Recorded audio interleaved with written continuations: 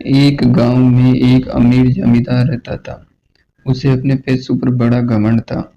जितने अधिक पैसे उसके पास थे उतना ही वह कंजूस भी था। अपने खेतों में काम करने वाले किसानों से वह खूब काम करवाता, मगर पगार कौड़ी वह भी न देता। मजबूर गरीब किसान मन मारकर उसे खेत में काम करते। उसी गांव में रामू नाम का एक किसान रहता था। उसके पास थोड़ी सी जमीन थी। उसी में खेती बाड़ी कर वह अपना और अपने परिवार का गुजारा चलाता था। रामू बड़ा ही मेहनती था। वह दिन भर अपने खेत में काम करता और अपनी मेहनत के दम पर इतनी फसल प्राप्त कर लेता कि अपने परिवार के लिए 2 वक्त की रोटी जुटा सके। गांव के बाकी किसानों के पास रामू के मुकाबले अधिक जमीनें थी। वे रामू की मेहनत देखकर हैरान होते थे कि कैसे इतनी सी जमीन में वह इतनी फसल उगा लेता है। एक साल गांव में भयंकर सूखा पड़ा। बिना बारिश के खेत खलियान सूखने लगे। गरीब किसानों के पास सिंचाई की कोई व्यवस्था न थी। वे सिंचाई के लिए बारिश पर ही निर्भर थे, इसलिए उनकी सारी फसल बर्बाद हो गई। रामू के साथ भी यही हुआ। अपने छोटे से खेत में वह किसी तरह अपने परिवार का पालन पोषण कर रहा था। अब उनके सामने भूखे मरने की नौबत आ गई थी। मजबूरी के कारण वह गांव के जमींदार के पास कर्ज मांगने गया। जमींदार कंजूस तो था ही। उसने सोचा कि यदि रामू को पैसे दे दिए तो वह लौटा तो पाएगा नहीं, इसलिए इसे अपने खेत में काम पर लगा लेता हूँ। मेहनती तो यह है ही और मजबूरी भी है इसकी। कम पैसों में दुगनी मेहनत करवाऊंगा इससे। उसने रामू से कहा, देख रामू, मैं तुझे कर्ज तो नहीं दे सकता, लेकिन तेरी इतनी मदद कर सकता हूँ कि तुझे अपने खेत में काम पर रख लूँ। तुझे महीने के 1000 रुपए दे दिया करूंगा। पर मालिक, दूसरे किसानों को तो 2000 पाते हैं। रामू बोला, करना है तो कर, वरना मेरे पास किसानों की कमी नहीं है। जमींदार ऐसा उसको बोला। रामू क्या करता, उसकी मजबूरी थी। हामी भरकर घर लौट आया। अगले दिन से जमींदार के खेत में काम करने लगा। मेहनती तो वह था ही। वह खूब मेहनत और लगन से काम करता। उसने 4 महीने का काम 2 महीने में ही कर दिया।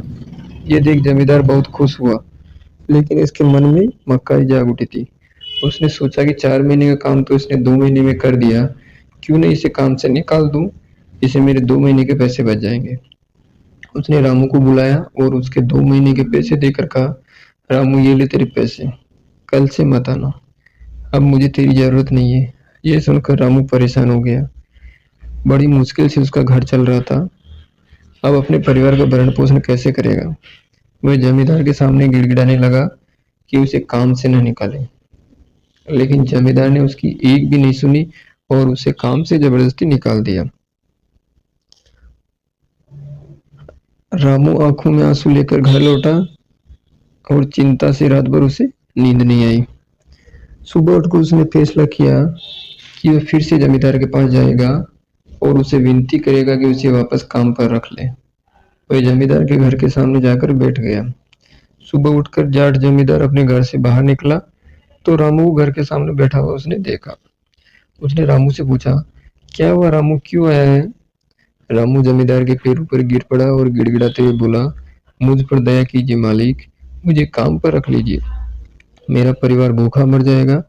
जमींदार ने उसकी एक न सुनी और उसे धक्के मार के वहां से निकाल दिया। रामू उस समय तो वहां से चला गया, लेकिन अगली सुबह फिर सेठ के घर के सामने जाकर बैठ गया। जमींदार ने उसे फिर बुरा भला कहकर वहां से भगा दिया।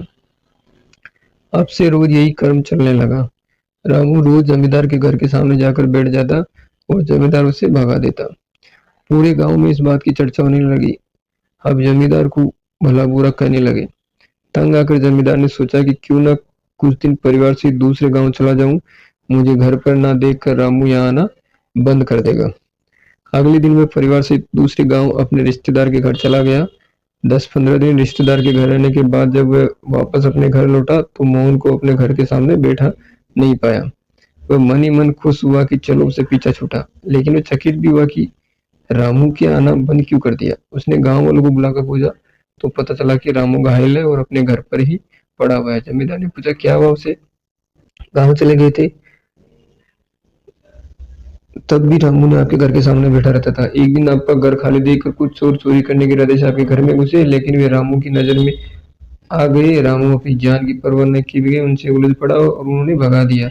उन बीच हाथापाई के कारण रामू घायल हो गया। ये जानकर जमींदार खुद गरम शर्म आने लगी। उसने रामू के साथ कितना बुरा किया, लेकिन उसके बाद भी रामू ने उसके घर में चोरी होने से बचाया। वह पछताने लगा। उसने रामू के घर जाने का फैसला किया। वह रामू के घर पहुंचा, देखा रामू बड़ी दयनीय स्थिति में चारपाई पर पड़ा हुआ है। उसके बच्चे भूख से बिलख रहे हैं। ये देख जमींदार का दिल भर आया। उसने रामू से अपने किए की माफी मांगी, उसका इलाज करवाया और ठीक होने के बाद अच्छी पगार के साथ उसे फिर से काम पर रख लिया। इस कहानी से हमें क्या सीख मिलती है? इस कहानी से हमें ये सीख मिलती है, कभी किसी के साथ बेईमानी नहीं करना चाहिए, सदा जरूरतमंदों की सहायता करनी चाहिए, अपना काम ईमानदारी से करना चाहिए। ये कहानी आपको कैसी लगी? अगर अच्छी लगी हो दोस्तों तो मेरे चैनल को सब्सक्राइब कीजिए, वीडियो पर कमेंट कीजिए, वीडियो को लाइक कीजिए और वीडियो को ज़्यादा से ज़्यादा शेयर कीजिए।